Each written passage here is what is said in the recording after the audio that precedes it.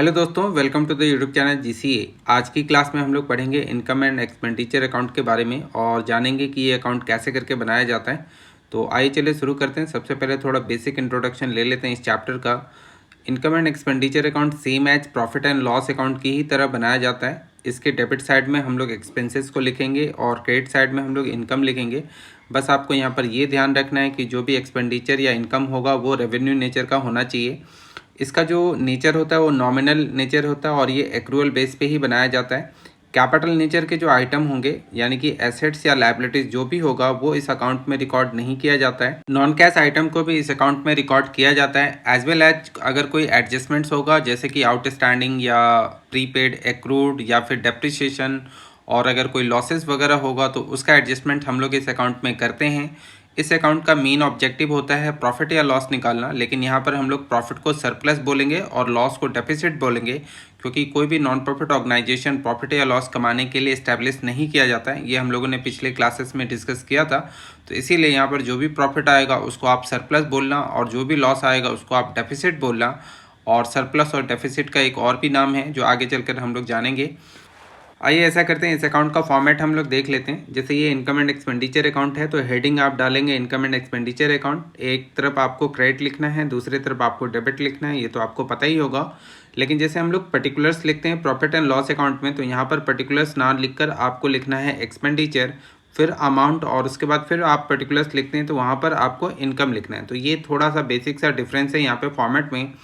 इसके बाद बात करें कि अगर डेबिट साइड में क्या क्या आइटम आएगा, तो डेबिट साइड में आपको रेवेन्यू नेचर के एक्सपेंसेस एंड लॉसेस को लिखना है, मतलब यहाँ पर कोई भी एसेट्स या लायबिलिटीज़ नहीं आएगा। इसके बाद अगर क्रेडिट की बात करें तो क्रेडिट साइड में आपको रेवेन्यू नेचर के इनकम और जितने भी लाभ होंगे, गेन्स होंगे, उनको यहाँ पर आपको लिखना है। तो ये एक बेसिक सा फॉर्मेट था इनकम एंड एक्सपेंडिचर अकाउंट का। आई होप ये आपको बहुत अच्छे से समझ में आ गया होगा। अब हम लोगों को ये जानना है कि ये रेवेन्यू नेचर का आइटम एग्जैक्टली होता क्या है। तो अगर याद रखने वाली बात आप चाहते हैं कि मैं कुछ शॉर्टकट सा याद रख लूँ यहाँ पर, तो आपको ये ध्यान रखना है कि जितने भी एसेट्स या लायबिलिटीज़ होंगे उनको आपको इस अकाउंट में नहीं रखना है। एसेट्स या लायबिलिटीज़ को ही हम लोग रेवेन्यू नेचर से बाहर रखते हैं। ऐसा करते हैं, थोड़ा सा डेफिनेशन हम लोग रेवेन्यू नेचर का देख लेते हैं। अगर एग्जाम में आता है कि रेवेन्यू नेचर के आइटम क्या होते हैं या रेवेन्यू एक्सपेंडिचर क्या होता है, तो आप इस नोट को बहुत आसानी से लिख सकते हैं। कोई भी बिजनेस ऑर्गेनाइजेशन या कोई भी बिजनेस एंटिटी या नॉर्मल कोई जो ट्रांजैक्शन करता है ऐसी एंटिटी, उसको रन करने में या मैनेज करने में जितने भी खर्चे होते हैं, और अगर वो खर्चे बार बार होने वाले खर्चे हैं तो उनको हम लोग रेवेन्यू एक्सपेंडिचर में लेकर आते हैं।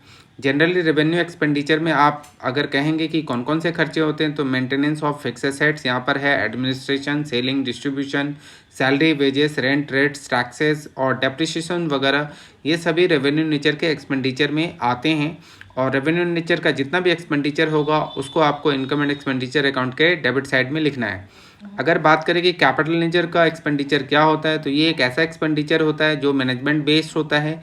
ये बार बार नहीं होता और इस एक्सपेंडिचर को करने से किसी भी एनपीओ की कैपेसिटी इंक्रीज होती है। तो इसको आप ध्यान रखिएगा और ये नोट को भी आप नोट डाउन अच्छे से कर लीजिएगा।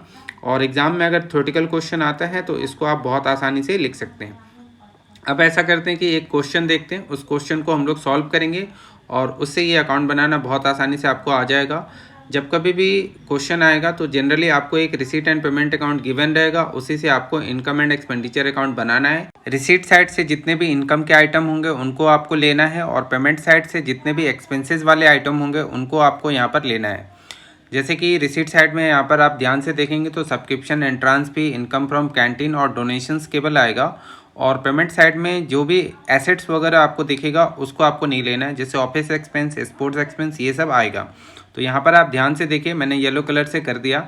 अब ये रेड लाइन से जो भी आ रहा है ये सभी एसेट्स हैं, तो ये नहीं आएगा। और एक लायबिलिटीज़ भी है रिसीट साइड में, लाइफ मेंबरशिप ही ये लायबिलिटीज़ होता है, तो ये भी नहीं आएगा। तो यहाँ पर येलो मार्क्स से जो भी हैं वो सभी रेवेन्यू नेचर के आइटम है। कहने का मतलब प्योरली एक्सपेंस हैं या फिर इनकम है। तो रिसीट साइड में जो भी होता है वो इनकम हो जाएगा और पेमेंट साइड में जो भी होगा वो एक्सपेंसेस हो जाएगा। बस आपको एसेट्स या लायबिलिटीज़ इस अकाउंट में लेकर नहीं आना है। तो इस अकाउंट से अगर हम लोग इनकम एंड एक्सपेंडिचर अकाउंट बनाएं तो वो कुछ इस तरीके से बनेगा, क्रॉस ट्रांसफर होगा। रिसीट साइड की चीज़ों को आपको इनकम में डालना है और पेमेंट साइड की चीज़ों को आपको एक्सपेंडिचर में डालना है। बस ध्यान ये रखना है कि ये रेवेन्यू नेचर का होना चाहिए। इसके बाद आप दोनों तरह के आइटमों को सम करेंगे। जैसे यहाँ पे क्रेडिट के आइटम को सम किया तो 34,100 आया और डेबिट साइड में 27,900 आया। तो जो भी दोनों में बिगर है उसको दोनों तरफ आप लिख दीजिए। जैसे 34,100 बिगर है तो उसको दोनों तरफ लिख दिया। इसके बाद इनकम ज़्यादा है और एक्सपेंडिचर कम है। जैसे 34,000 क्रेडिट साइड इनकम ज़्यादा है और डेबिट साइड का एक्सपेंडिचर कम है, तो इसका मतलब प्रॉफिट हुआ। तो प्रॉफिट को यहाँ पर प्रॉफिट नहीं बोलकर सरप्लस बोलेंगे और फिर आप डेबिट साइड में लिखेंगे टू सरप्लस 6,200 रुपये and transfer to capital fund. ये 6,200 कहाँ से आया? तो 34,100 में से आपने 27,900 माइनस किया तो 6,200 आया। तो ये एक बेसिक सा क्वेश्चन मैंने करके दिखाया ताकि आप क्वेश्चन को स्टार्ट कर सके अपने बुक में से। तो आज की क्लास में हम लोग इतना ही करते हैं। नेक्स्ट क्लास में फिर हम लोग थोड़ा टफ सा क्वेश्चन लेकर करेंगे, जैसे कि जिसमें एडजस्टमेंट्स वगैरह होते हैं, उन क्वेश्चनों को मैं आपको करके दिखाऊंगा। तो आज की इस वीडियो में हम लोग इतना ही करते हैं। Thanks for watching the video. और अगर आपको ये वीडियो अच्छा लगा हो तो please like the video and share this with your friend ताकि उनको भी इनकम एंड एक्सपेंडिचर अकाउंट बनाना आ जाए। तो thank you so much and good bye.